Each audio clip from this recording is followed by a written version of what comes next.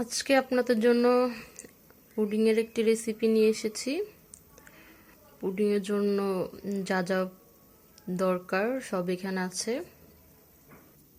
এখানে 1 গ্লাস দুধ আছে। আমি 3 গ্লাস দুধকে জাল করে 1 গ্লাস করেছি এবং দুধটাকে ঠান্ডা করে নিয়েছি। এখানে 1 কাপ চিনি আছে। এখানে আছে 5 চামচ বা 6 চামচ চিনি ক্যারামেলের জন্য, আর আছে 4টা ডিম। তো আপনাদেরকে এখন দেখাবো পুডিং বানানোর জন্য যা যা করতে হবে। দেখেন ডিমটাকে আমরা করে নিয়েছি। এখন ডিমটাকে ভালো করে ফেটে নিতে হবে।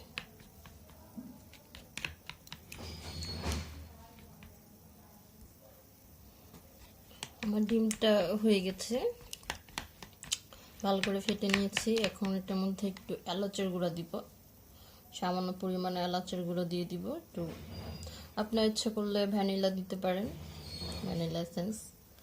আবার ইচ্ছে করলে ওই এলাচের গুঁড়াটাও দিতে পারেন।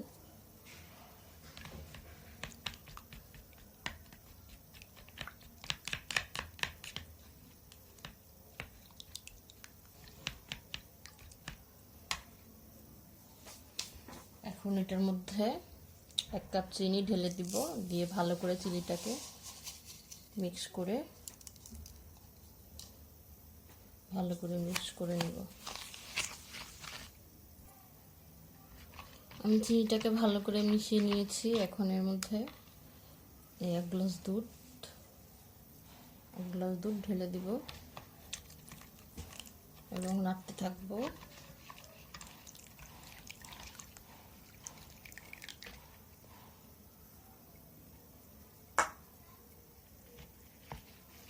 ভালো করে মিশিয়ে নিব।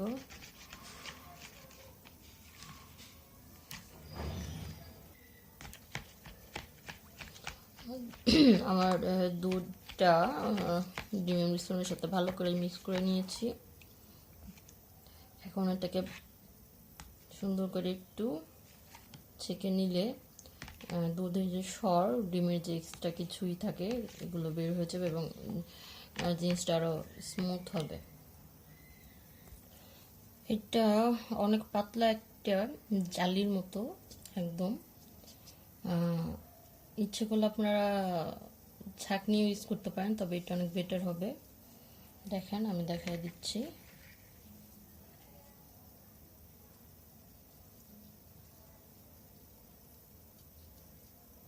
এভাবে পুরোটাকে সুন্দর করে ছেঁকে নিতে হবে।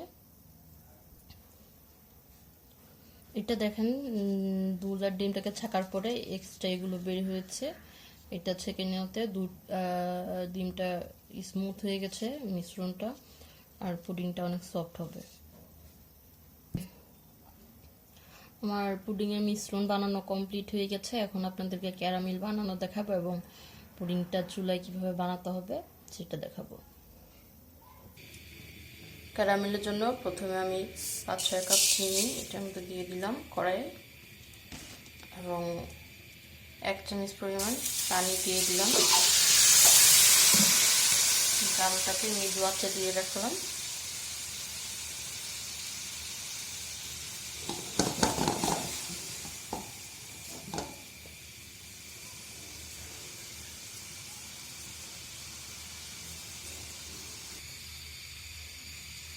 আমার ক্যারামেলটা হয়ে গেছে। এখন এটা আমি বাটিতে ঢেলে দিব।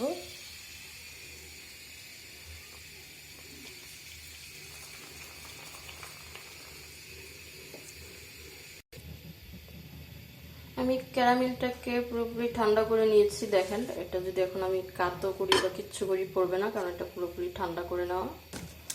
এখন এটার মধ্যে মিশ্রণটা ঢেলে দিব। দেখেন আমি মিশ্রণটা ঢেলে দিয়েছি সুন্দর করে।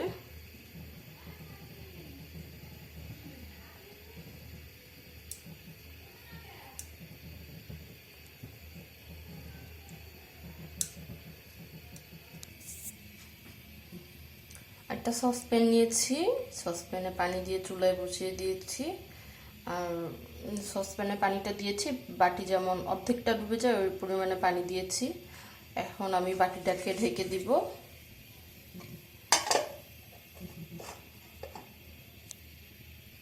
এবং সসপ্যানটাকে ঢেকে দিব।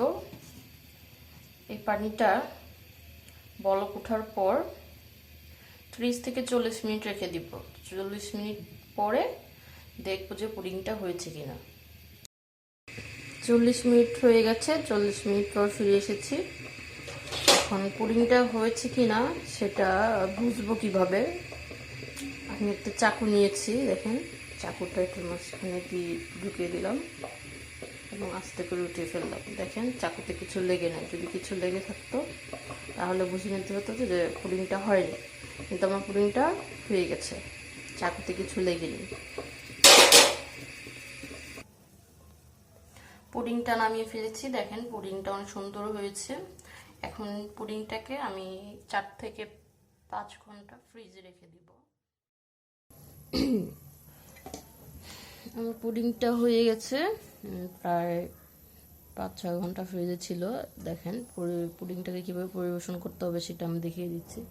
প্রথমে সাইড থেকে এভাবে কেটে নিতে হবে।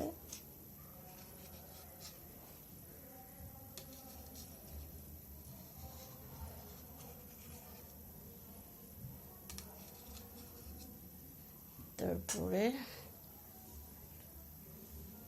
প্লেটটাকে উপরে দিয়ে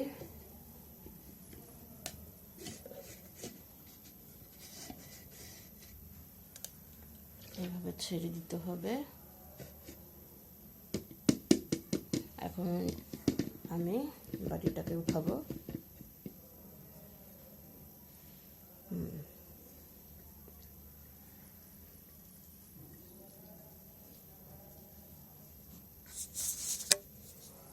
দেখেন আমার পুডিংটা অনেক সুন্দর হয়েছে। আপনাদেরকে একটু কেটে দেখাচ্ছি।